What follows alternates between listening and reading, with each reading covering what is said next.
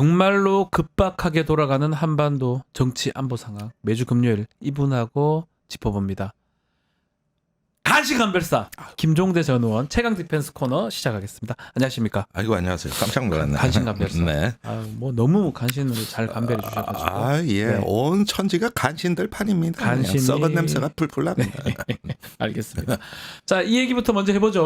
어제 있었던 약 2시간 20분간의 대통령 기자회견. 네. 어떻게 보셨습니까? 글쎄 뭐 전반적으로 보면은 예. 나는 정치 포르노다. 정치 포르노다? 왜 그러냐? 예. 우리가 흔히 야동과 에로 영화를 뭘로 구분하는지 아세요? 저는 그렇게 뭐 잘 모르겠습니다. 모자이크 처리를 했느냐 안 했느냐로 대충 봐요. 그런 것 같아요. 예. 그랬는데 좀 모자이크 처리할 부분이 너무 많잖아. 어제 보면은 이게 뭐래 하면은 나의 권력욕을 예. 모자이크 처리를 하고 예. 공적 언어로 세탁을 해서 이렇게 내놓는 거 이런 걸 하면은 그나마 조금 정제됐다는 느낌은 든다고. 네. 근데 소탈하다는 명분 하에서 이걸 모자이크 처리를 안 하고 나면 이게 정치 포르노가 되는 거예요. 아하. 그러니까 이거는 권력욕으로 본성이 바뀌는 거죠. 네. 어떤 좀 에로틱한 욕망이 이게 권력욕이 될 수도 있는 거예요. 근데 어제 현장이 그랬다는 거예요. 네. 그러니까 정치 포르노인데 임기를 끝까지 채우고 뭐 이런 것까지는 듣기엔 불편하지만 뭐 그렇다 치더라도 이게 뭐 보면은 부인의 섭정 체제라는 걸 아무 거리낌 없이 그냥 다 드러내고. 그러니까요. 이러면서도 또 무슨 어디 듣도 보도 못한 어떤 특검 방어 논리라든가 뭐 이런 거라든가 또 뭐 엄연히 공천 개입하고 국정 개입하는 어떤 외부 비선 실세가 우리 눈엔 다 보이는데 네. 그거 그냥 휴대전화 번호 안 바꿔서 생긴 그냥 축하 전화고 문자인지 텔레그램인지 기억도 안 나고 이러는 걸 보니까 이 사람들한테는 이게 국민들이 어떻게 보고 지지율이 얼마나 떨어지건 내 권력 유지엔 이상 없다.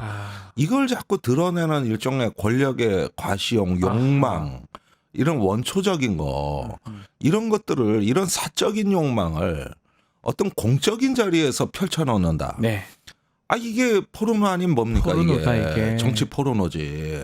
모자이크 처리도 안 해요. 이거 제가 질문이 많은 점수 몇 점 줄 수 있나요? 이거 10점이라면? 아니 이거는 뭐 그런 점수 매기는 거는 채점 불가 상황인데 채점 불가 상황인데 굉장히 심각합니다. 그래서 뭐 이걸 제가 꼭 얘기를 해야 되냐 싶은 게 오늘 모든 언론 보도하고 야당은 물론 여당 일각 반응까지 하면은 굳이 제가 이걸 설명해야 되겠나 싶을 정도인데 그 중에서도 한 가지 제가 제일 의미 있게 본 거는 어제 조경태 친한 의원 이분이 친한의 좌장급 돼요.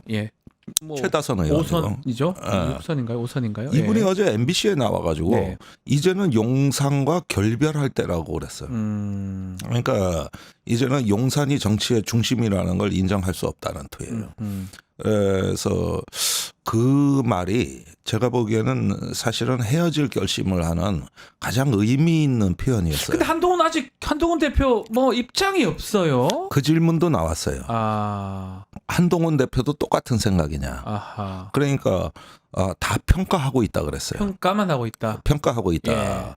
그러니까 이 말은 우리도 평가할 줄 안다. 우리도 생각이 있다. 이 얘기고 조경태 의원은 사실상 같은 평가라 그랬거든요. 그러니까 지금 나오진 않았지만 미루어 짐작컨대 그런 정도 말에 수습을 안 한다. 만약에 그러면 같은 생각이라는 뜻이에요. 그게. 그래도 대표라면 야당들은 싹 다 나왔잖아요.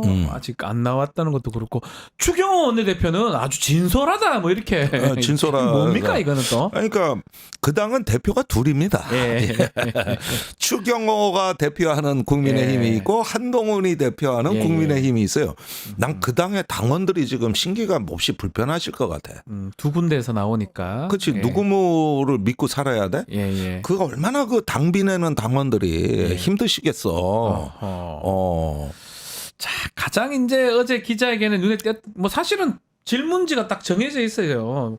특검 부분, 김건희 여사 부분 이거 답해달라는 게 국민들의 요청이고 그것 때문에 기자회견 한 건데 특히 김건희 여사 부분 이거 그냥 국정 개입한 거 아니고 여론이 악마시킨 거다 이렇게 얘기를 해버렸습니다. 예, 그러면서 두리뭉실한 사과. 예, 어떻게 봐야 됩니까 이런 거는? 그러니까 이렇게 한번 보시면 되겠습니다. 예. 우리가 통상적으로 이건 논리적인 의미를 봤을 때 네. 사과라고 할 땐 두 가지 종류가 있습니다. 예를 들면 우리가 그 지하철 공사를 하느라고 도로를 파헤칠 때 네. 가면은 뭐라고 써 있느냐? 통행에 불편을 드려 죄송합니다. 네. 이 이야기는 뭐냐? 나는 정당하고 옳은 일을 하고 앞으로 계속 할 건데 그로 인해서 본의 아니게 불편을 드려 죄송합니다. 이런 사과는 예. 하든지 계속하겠다는 의미의 사과고, 예. 그렇죠. 예, 맞습니다. 반면에 어떤 그 과실을 저질렀거나 아니면 내가 어떤 범죄를 저질러 가지고 피해자가 있을 때 사과를 했다는 것은 네. 나의 행동을 계속한다는 게 아니라 그 행동이 잘못됐기 때문에 이거는 그런 행동을 제거해야 되고 예. 반성한다는 의미의 사과예요. 더 이상 하지 않겠다의 사과. 예. 그러면 같은 사과라고 하더라도 의미가 180도 다른 거야. 완전히 다른 거예요. 예. 근데 어제 사과의 유형을 어디에 우리가 봐야 되느냐 하면은 나는 국정을 열심히 하다 보니까 네.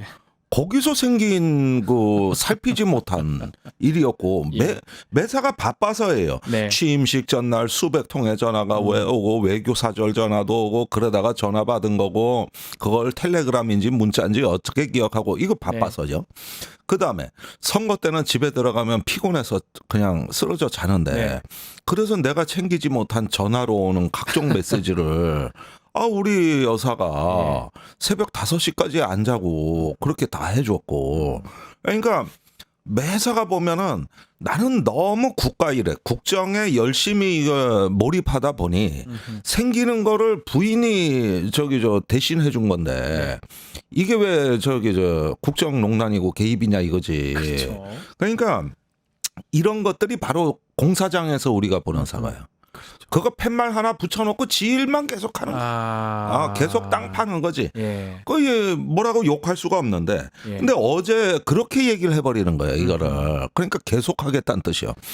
김 여사의 섭정 체제는 흔들림이 없다는 거예요. 그 섭정 얘기들도 나왔고요. 또 활동을 좀 자제시키겠냐 이런 질문도 있었는데 전 저희가 좀 이상한가요? 이때까지 거의 안 했다라는 식으로 얘기를 하는데 마포대교는 뭡니까 그거? 그러니까. 제가 뭐 이상합니까? 마포대교 저는 그 유경수 여사 얘기를 왜 합니까 여기서?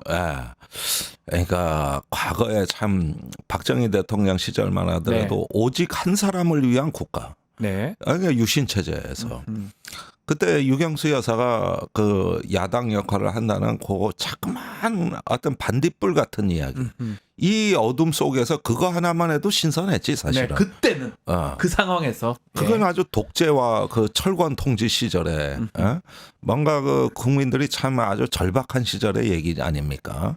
근데 지금은 뭐 그런 야당 역할을 하는 게 실제 야당도 야당 역할을 하지만 언론도 있고 그런데 그런 여사의 조언에 의지해야만 되는 본인의 비루한 처지를 이걸 모자이크 처리를 안 하고 드러내버리니 국민들 보기에는 얼마나 딱합니까? 이게 조선 제1의 상남자 아닙니까? 참 대단합니다.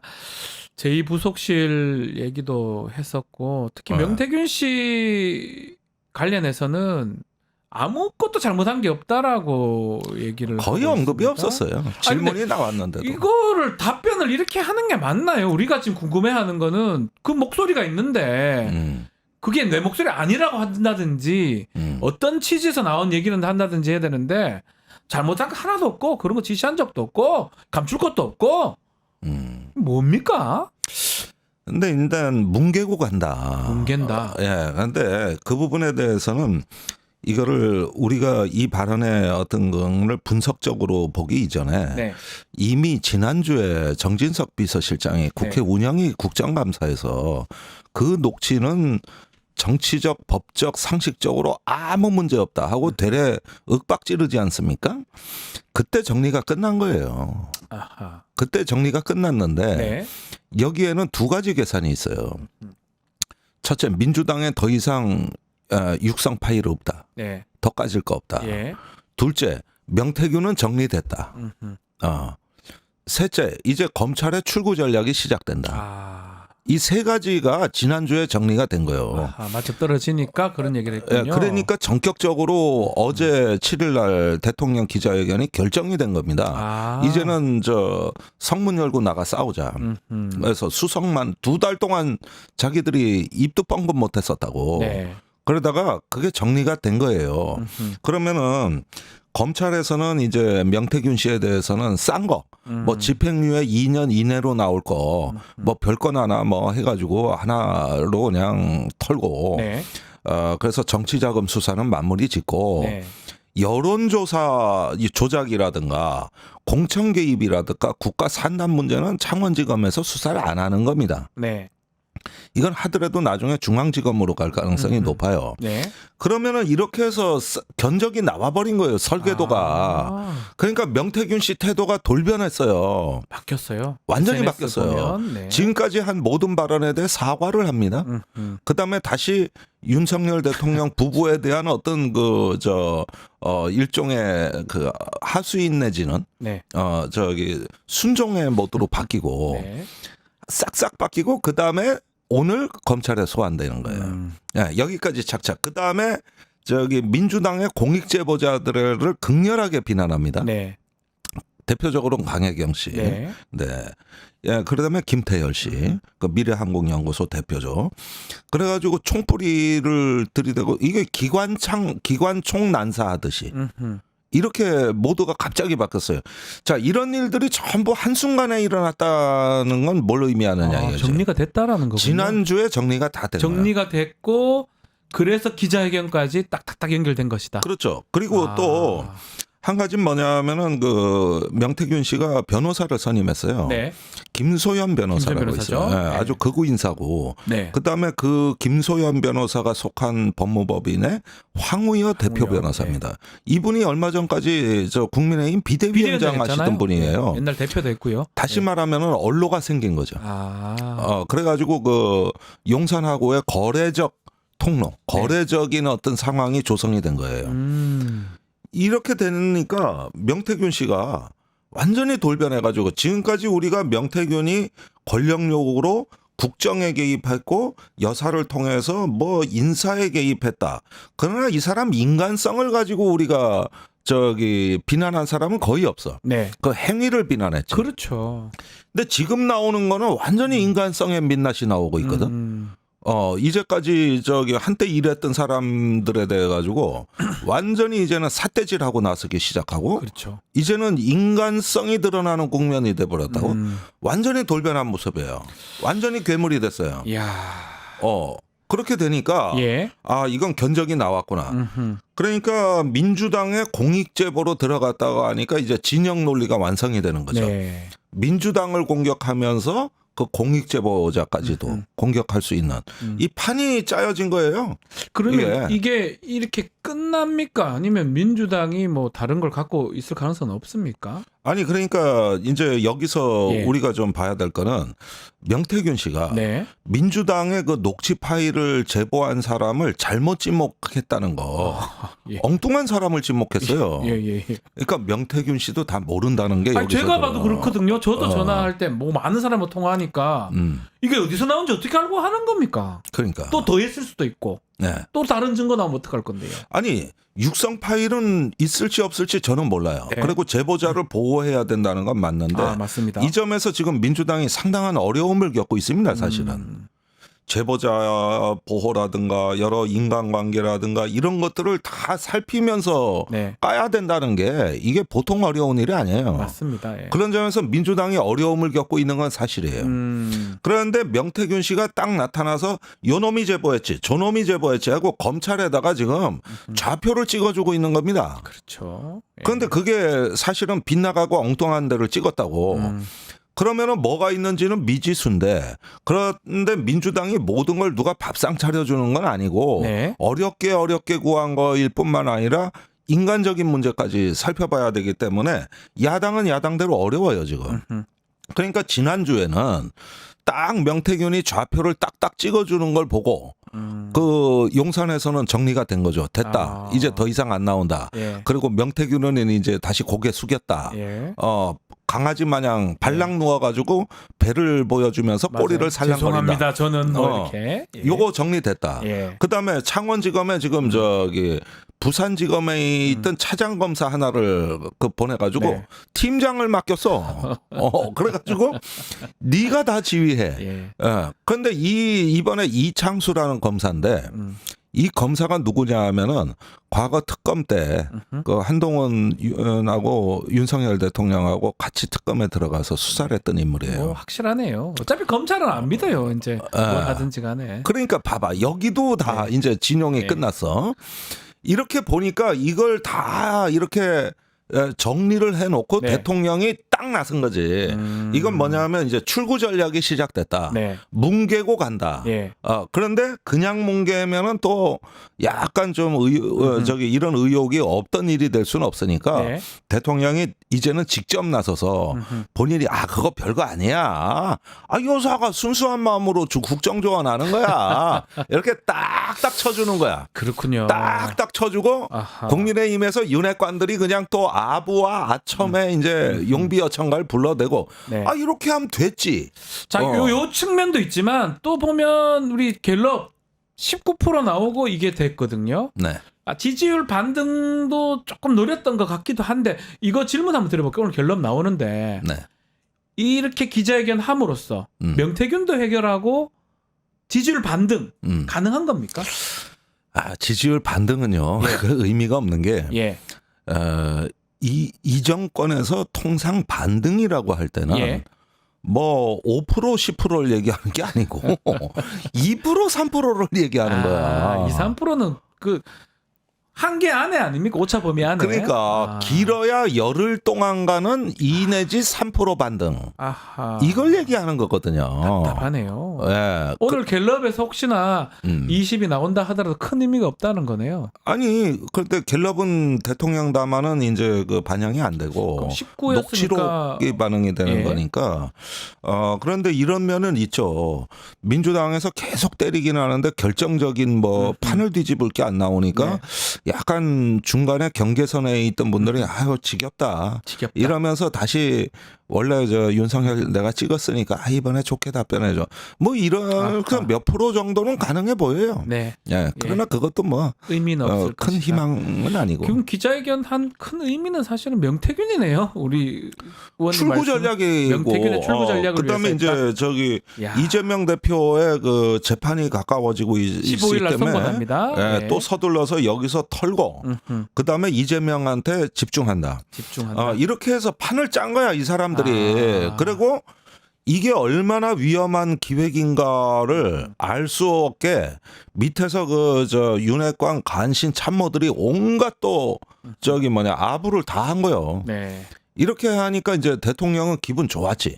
거기에다가 그 최근에 극우 유튜버들이 이제 강혜경 씨 공격하고 뭐 하고 이러는 어떤 거 짤들이 많이 돌아다니거든요. 대통령이 그걸 또 본 거야 이게. 이래 되니까 착착 맞아버린 거지 이게. 자, 기자회견에서도 했던 얘기긴 한데 윤석열 대통령 트럼프 대통령하고도 통화했다고 되게 자랑을 했습니다. 일본보다 빨리 통화했다고. 자, 또 그리고 뭐 좀 이런 시일 내에 만난다 이런 얘기도 했는데, 자, 일단 미국은 트럼프 2기 행정부 이제 나옵니다. 어떻게 보십니까? 근데 1기 때 트럼프보다도 더 세지고 당연합니다. 더 당연하겠죠. 이런 어떤 그 트럼프가 기한한 거기 때문에 이게 보통 심각한 문제가 아닙니다. 그리고 사람들이 이 트럼프가 이제 기한했다 그러지만은 트럼피즘 이거는 그 일찍 더 기한하고 있었어요. 적어도 1년도 더 전에. 무슨 얘기냐면은 바이든 대통령이 집권해서 트럼프를 지워버리려고 그랬어요. 그 중에 가장 중요한 게 동맹 정책입니다. 동맹하고 함께 가겠다 그러면서 미국이 돌아왔다 그랬잖아요. 네. 그래가지고 윤석열 대통령이 재작년 5월에 집권하자마자 바이든 대통령이 한국에 왔어요. 그때 그 윤석열 정부가 최대 동맹의 성과라고 부각시킨 게 뭐냐? IPEF라는 거예요. 네. 인도 패시픽 이코노믹 프레임. 예. 이래서 이제 동아시아 국가들끼리 그 옛날에 그 TPP 비슷한 이 경제 공동체 만드는 걸 합의하고 한국이 제일 먼저 가입했다 그래가지고 엄청나게 띄운 겁니다. 네. 그리고 실제 바이든은 그런 식으로 연합과 연대 동맹을 네트워크를 구성하려고 했던 겁니다. 네. 그래서 한미일 협력되고 잘 돼가는 줄 알았는데 올해 초에 이 IPEF의 규약이 발표되는 시기였습니다. 그런데 이제 그때 아페크 회의가 미국에서 열릴 때 동아시아 국가들이 대거 갔어요. 예. 그래도 혹시 미국 시장이 열리나? 이런 기대를 가고 그거 발효식 하러 간 거거든. 네. 근데 바이든이 그런 거야. 이번에는 그거 발효 못합니다. 발효 못한다고요? 그러니까 다들 놀란 거야. 아니 예. 미국이 이런 공수표를 날러? 왜 그래요? 그러니까 상원 의원, 민주당 의원이 바이든한테 편지를 보냈는데 이거 지금 발효를 하면 예. 올해 대선에서 예. 부정적 효과가 예상이 된다. 질 수 있다. 예. 트럼프가 이런 식의 무슨 경제 협력, 안보 협력 다 깨고 있다는 게 미국 국민들한테 먹혀드는데 왜 하필이면 지금 이걸 서명해가지고 그 저 대선에 공격을 당하냐. 그러니까 제가 그때 느낀 거는 트럼프는 돌아오지 않았으나 트럼피즘은 먼저 돌아와서 이미 바이든의 발목을 잡고 있었다. 그런 상태에서 경제와 인플레 이런 문제를 보면은 이건 사실은 트럼프 선거였다는 거예요. 트럼프냐 아니냐의 선거였죠. 네. 예. 그래서 제가 월요일 날 MBC 시선 집중에 나갔을 때 그 저기 앵커가 묻길래 난 바이든이 트럼프가 무난히 승리한다고 본다 그래. 날 이상하게 보더라고. 네. 이건 트럼프 선거입니다. 네. 그랬는데 이게 용산에는 최악의 재앙입니다. 이게. 아니 제가 그 질문 나온 김에 네. 저희도 이제 세계화 K라고 다음에 코너도 있는데 국제 네. 코너에서 4월부터 트럼프가 될 거라고 얘기를 했는데 전 놀라운 게 국가정보원 뭐 그걸 따질 것도 아니고 트럼프가 될지를 몰랐다는 게 더 놀라워요. 예전에 그 엑스포 그런 느낌 그것도 들거든요. 표를 뭐 몇 편인지 모르고. 이번에 똑같아요. 그리고 뭐 어제도 지금 기자회견 하면서 우크라이나 뭐 무기 또 그 얘기를 또 합니다. 트럼프 됐는데도 이 좀 이상하지 않습니까? 그러니까 그거는 이제 김태효 안보실 1차장의 그 생각인데 이 사람이 저기 그 세종연구소 강연에서 예? 여름에 트럼프가 되면은 저기 예. 그 뭡니까 저 확장 억제력이 약화될 가능성이 있다 그러면서 예. 자기들이 쌓아놓은 게 무너질 수도 있다 그랬는데 설마 그런 일이 일어나겠어? 이런 네. 투였단 말이에요. 그러니까 근데 이게 말이 됩니까? 최대 재앙이죠. 윤석열 대통령한테는 지난 2년간 했던 동맹 성과는 다 날라가고 영입니다. 영. 그다음에 우크라이나 뭐 지금 신이 났잖아 이 정부가. 예. 이거 아주 혼자서만 저지랄 한다고. 예.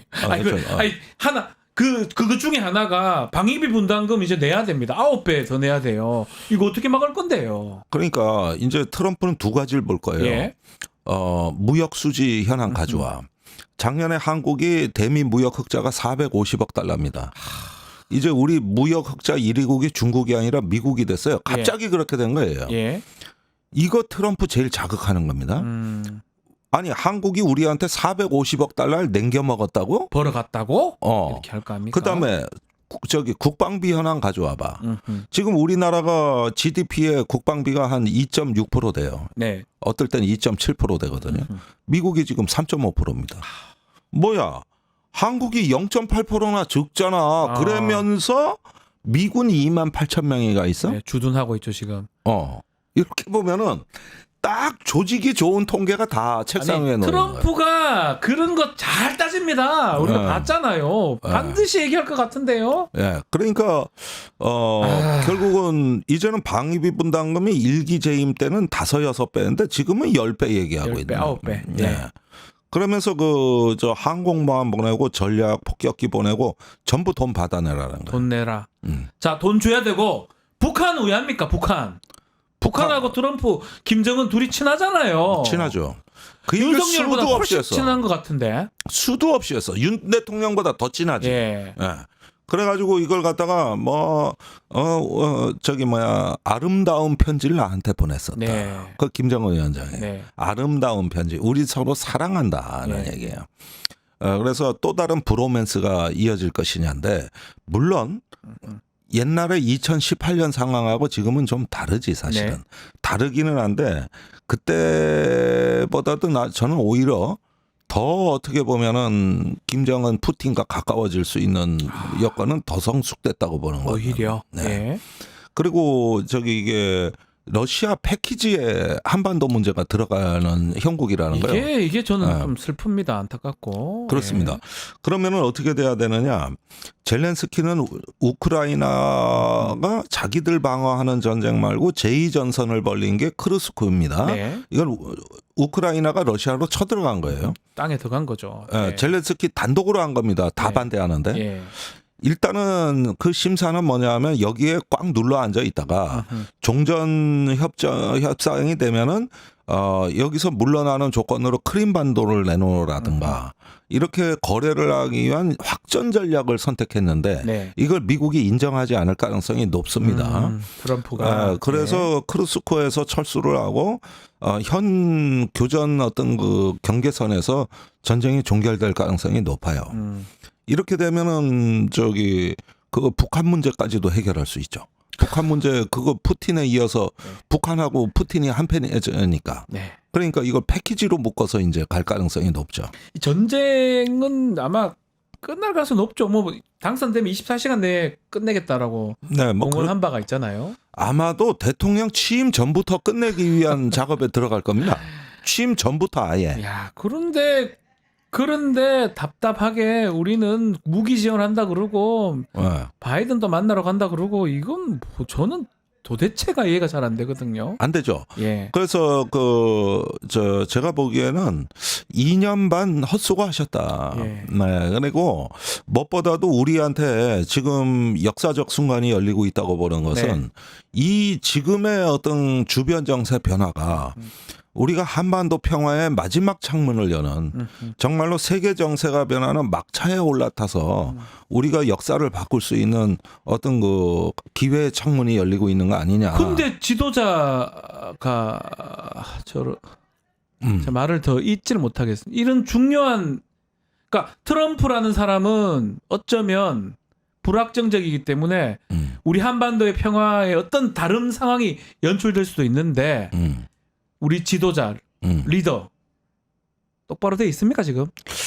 전혀 준비가 안 돼 있다고 전혀 봐요. 반대로 갈 것 같은데요. 예, 역으로? 전혀 준비가 안 돼 있다고 봐야죠. 그래서 지금은 우리가 국민들이 앞으로 2년 반을 이런 세상에서 산다는 건 지옥문이 열리는 거예요. 그 지옥문이 열리는 겁니다. 그 지옥에서 국민들을 보고 2년 반 참으라고 정치인들이 얘기하는 건 그건 죄악이다. 네. 이 국민들을 이 지옥문이 열리기 전에 구해야 된다는 거예요. 그 정치인들은 정도로 지금 예. 급박한 지금 상황이다. 탄핵은 시기상조고 하야가 좋고 물론 나도 하야가 좋다고 봐요. 네. 그러지만은 이런 한가한 논의하고 있을 때가 아니에요. 너무 엄중해. 너무 시기적으로 엄중한 시기예요. 그래서 이때는 국민들에게 희망을 주지 못하는 정치는 죄악입니다. 네. 간디가 철학이 없는 정치는 죄악이다. 그래. 네. 그런데 희망이 없는 정치도 죄악이다. 비전을 제시하지 못하는 어떤 정파나 정당은 기득권 외에 아무것도 아니다. 네.